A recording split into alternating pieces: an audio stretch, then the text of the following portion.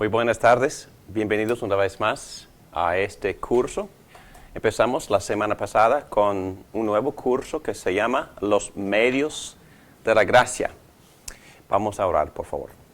Padre nuestro, damos muchas gracias por tu gracia y también gracias por tu iglesia. Gracias que tú nos has llamado a ser miembros de tu cuerpo, el cual es la iglesia.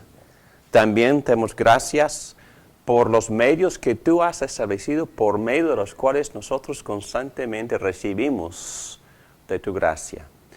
Y en este momento te pido que me ayudes a enseñar, que me toques, que me llenes, que me ilumines para poder enseñar guiado por el Espíritu Santo. Te pido por todos los alumnos que aquí están presentes, bendícelos, ayúdales, enséñales por medio de tu Espíritu Santo.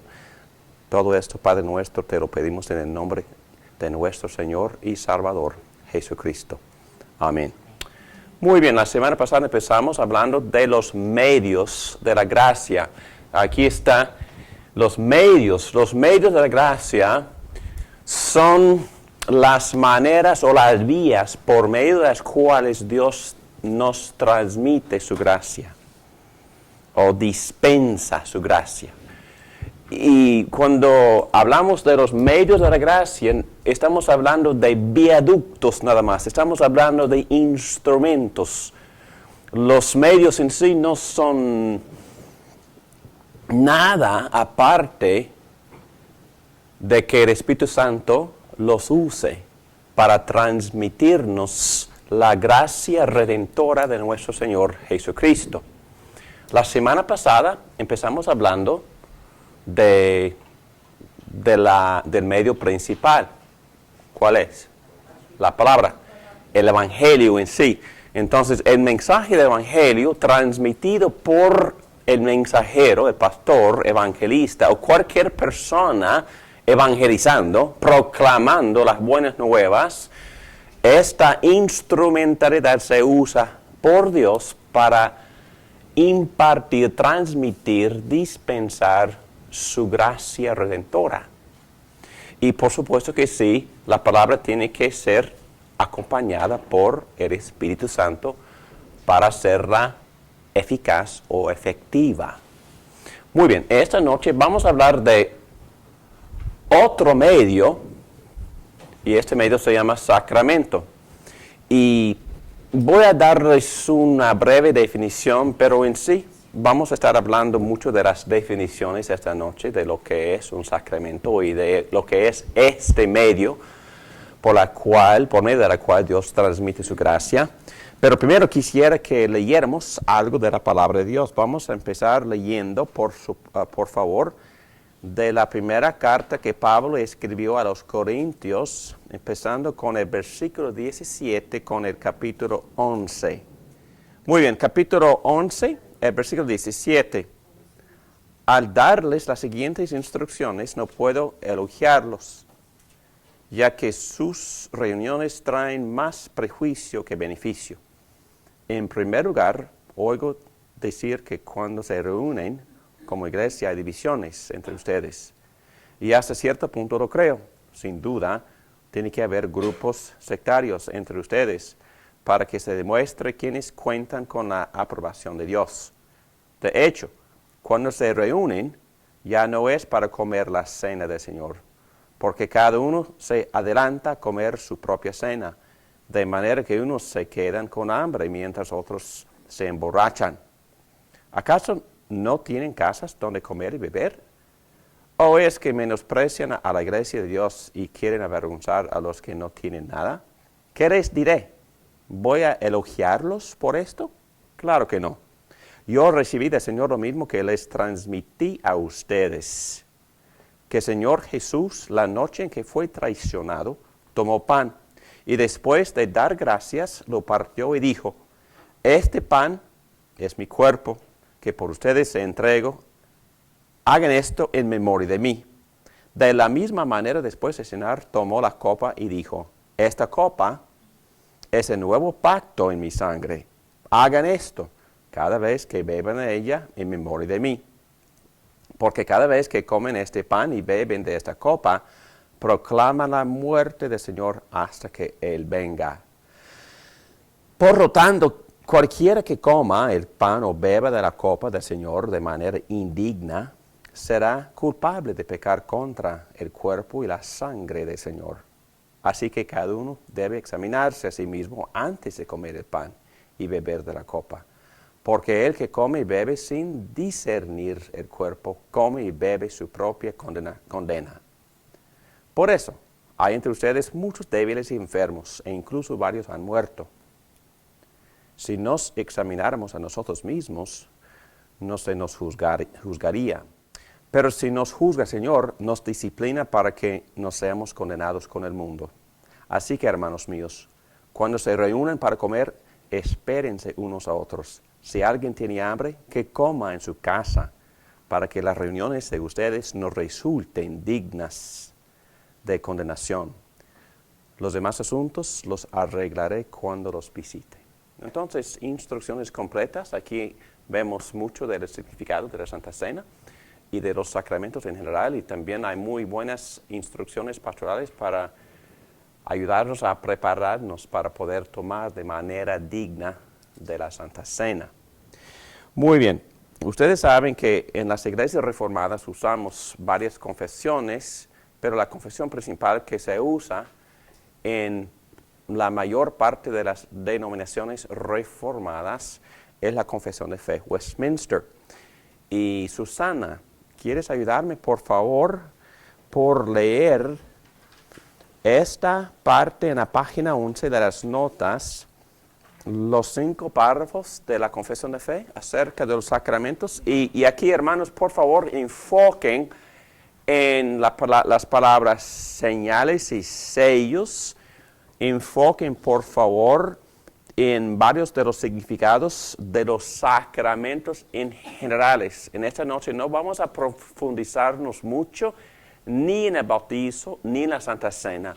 Vamos a nada más establecer un fundamento de lo que es un sacramento y cómo Dios los usa para animarnos y fortalecernos en la fe. ¿Ok? Por favor, Susana. La Confesión de Fe de Westminster, capítulo 27 de los Sacramentos. 1. Los sacramentos son señales y sellos santos del pacto de gracia, instituidos directamente por Dios, para representar a Cristo y a sus beneficios y para confirmar nuestra participación en Él, y también para establecer una distinción visible entre aquellos que pertenecen a la Iglesia y el resto del mundo, y para obligarlos solamente al servicio de Dios en Cristo, conforme a su palabra. 2. Hay en cada sacramento una relación espiritual o unión sacramental entre la señal y la cosa significada, de donde llega a suceder que los hombres y efectos del uno se atribuyen al otro. 3. La gracia que se manifiesta en los sacramentos o por ellos, mediante su uso correcto, no se confiere por algún poder que hay en ellos, ni depende la eficacia de un sacramento de la piedad o intención del que lo administra, sino de la obra del Espíritu y de la palabra de la institución, la cual contiene, junto con un precepto que autoriza el uso del sacramento, una promesa de bendición para los que lo reciben dignamente. 4. Solo hay 2 sacramentos instituidos por Cristo nuestro Señor en el Evangelio, y son el bautismo y la cena del Señor, ninguno de los cuales debe ser administrado sino por un ministro de la palabra legalmente ordenado. 5. Los sacramentos del Antiguo Testamento, en cuanto a las cosas espirituales significadas y manifestadas por ellos, eran en sustancia los mismos del Nuevo. Okay. Muy bien, gracias. Son conceptos y principios básicos y generales en cuanto a los sacramentos, y durante el transcurso de esta clase y la venidera vamos a estar hablando de estos conceptos. Pero quisiera que ustedes notaran, por favor, que este vocabulario que usamos nosotros para definir los sacramentos si viene de la Biblia. Aquí abajo, Pedro, por favor, Romanos 4:11. Es más, cuando todavía no estaba circuncidado, recibía la señal de la circuncisión como sello de la justicia que se le había tomado en cuenta por la fe. Por tanto, Abraham es padre de todos los que creen, aunque no haya sido circuncidados, y a estos se le toma en cuenta su fe como justicia. Ok, aquí, bueno, un momentito, no. Vamos a enfocarnos en esta hoja. Los sacramentos, dice la confesión de fe, son señales y sellos ¿de qué? Del pacto de la gracia salvadora. Y aquí abajo, en Romanos 4:11, aquí vemos estas dos palabras, señal y sello. Y por eso sacamos una definición basada en este texto. Pero ese texto específicamente cuando habla de una señal y de un sello, señal y sello en este caso hace referencia a ¿qué? En el Antiguo Testamento con el pacto que Dios hizo con Abraham, que fue la señal y sello de la promesa que Dios hizo con Abraham, la circuncisión. Y nosotros entendemos, y no es mi opinión, empieza desde el principio con los teólogos y fue desarrollado mucho por Martín Lutero y por Juan Calvino, la idea de que cuando vemos esa señal y sello ya antigua, ya vencida, porque en el Nuevo Testamento la circuncisión se convierte en bautismo. Y entendemos esto por nosotros creemos esto por varios motivos. Número uno, y yo creo que el motivo más convincente para mí es que si tú harías un estudio de la palabra circuncisión y le haces al texto en el cual aparece la palabra circuncisión y si haces una lista de todo lo que significa la circuncisión, aquí está la lista, pero quizás un poco más. Unión con Dios, bueno, en el Nuevo Testamento, unión con Cristo. Membresía en el pueblo de Dios. Una persona tenía que ser circuncidada para poder identificarse como judío, israelita. Y cualquiera pudiera, cualquier cananeo, moabita, cualquiera pudiera llegar a ser, por la circuncisión, llegar a ser miembro del pueblo de Dios. La circuncisión, aún en los pasajes del Antiguo Testamento, señala o apunta todo lo que Dios le prometió a Abraham. Perdón de pecados, lavamiento, el don de justicia, Génesis capítulo 15, versículo 6. También implica, en este caso, mi decisión de dejar de pecado y poner mi fe en Cristo, el arrepentimiento y fe, mi compromiso a seguir a Dios. Entonces, en el Nuevo Testamento, el bautismo significa todo esto, señala todo esto, sella todo esto. Y es más, en Colosenses capítulo 2, versículos 11 y 12, vemos en el mismo contexto, en la misma oración, circuncisión como sinónimo con el bautizo. Entonces, entendemos nosotros que cuando estos términos se usan para referirse a la circuncisión, nosotros podemos decir que también cualquier sacramento es señal y sello. Y más adelante vamos a ver que Jesús instituyó bautizo y Santa Cena o Cena del Señor como los dos sacramentos que nosotros observamos bíblicamente. Pero, ¿cuál es la diferencia entre señal y sello? En otras palabras, ¿en qué sentido es una señal el bautizo?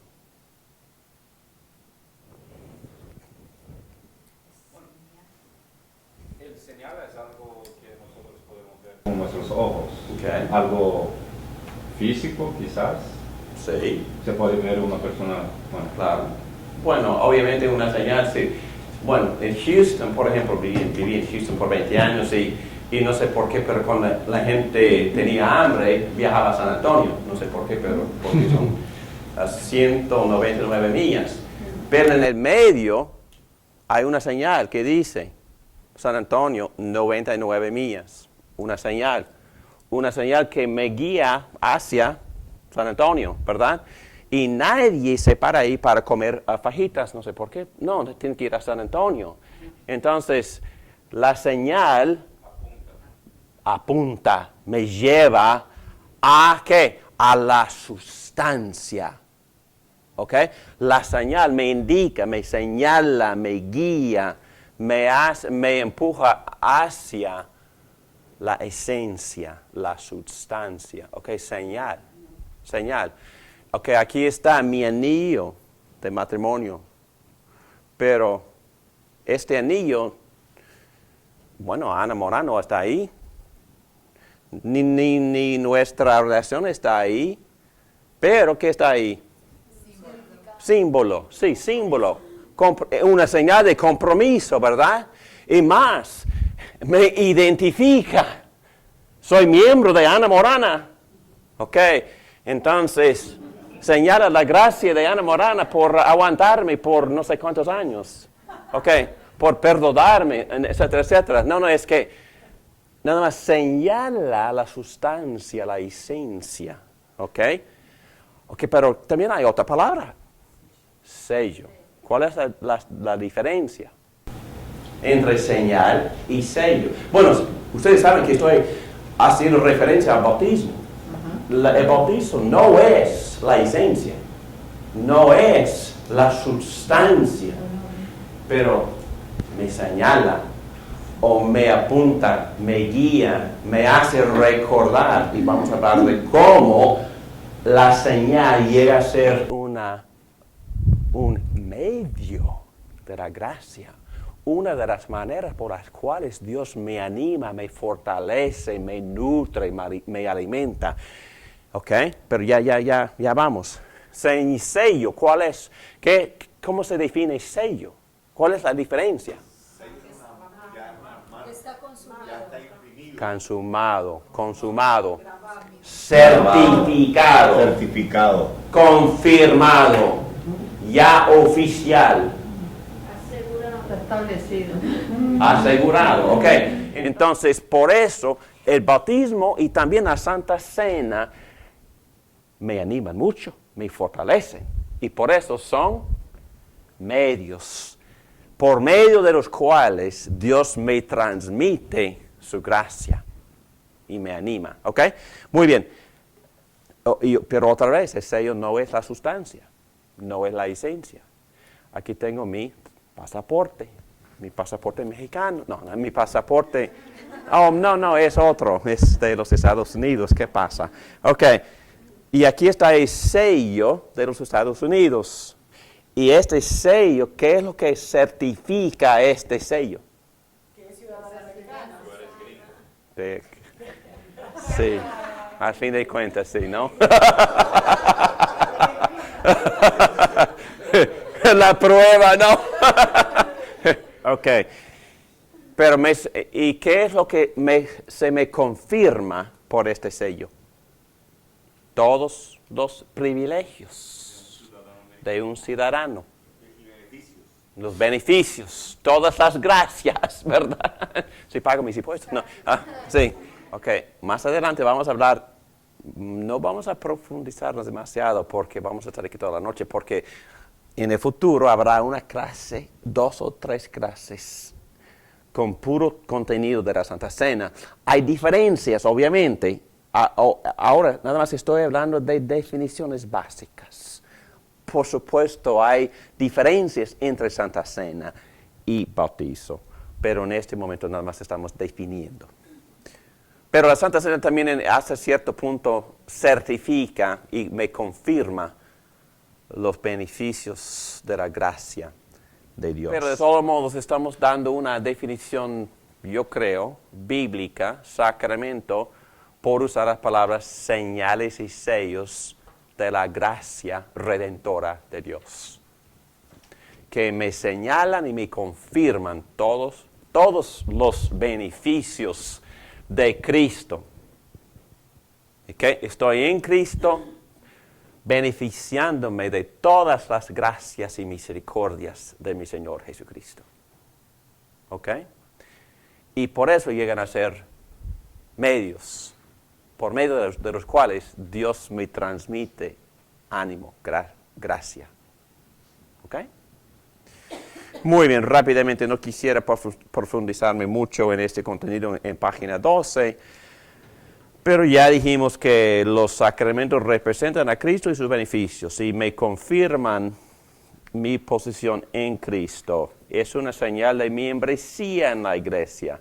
Me gusta mucho este texto porque la manera por medio de la cual llegamos a las definiciones de las palabras es por estudiar la palabra en su contexto. Susana, por favor, primera a Corintios capítulo 12, versículo 13.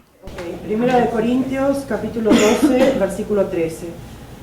Todos fuimos bautizados por un solo espíritu para constituir un solo cuerpo, ya seamos judíos o gentiles, esclavos o libres, y a todos se nos dio a beber de un mismo espíritu. Nada más por ese contexto, que me des, por favor, una definición de la palabra bautizar. Usando nada más este versículo y el contexto. ¿Qué significa la palabra en este contexto? Constituir. Constituir. Fuimos constituidos. Dice, fuimos bautizados por un solo espíritu para constituir un solo cuerpo. Entonces hay cierto movimiento, ¿no? Somos incluidos. Incluidos. Un solo cuerpo. Entonces bautizar es incluir. Oh, sí, ok. Es incorporar. Incorporar. Es unir a. Ah, Ok. Entonces, en este texto, nada más estudiando la manera que la palabra se usa en su contexto, bautizar quiere decir Unir a Cristo. Ser miembro, miembro. hacerle miembro Miembro. de Cristo. miembro de Cristo. Incorporar a la persona creyente en Cristo. El Espíritu Santo incorpora a aquella persona uniéndola con Cristo. Bautizar es incorporar, es identificar, es constituir. Entonces, señala todos estos beneficios de Cristo. Ok, vamos a seguir adelante y después vamos a volver a tocar 1 Corintios 10, 21, que habla de nuestra participación en Cristo. Pero, como ya dije, la palabra bautizo representa todos esos beneficios. Ok, compromiso.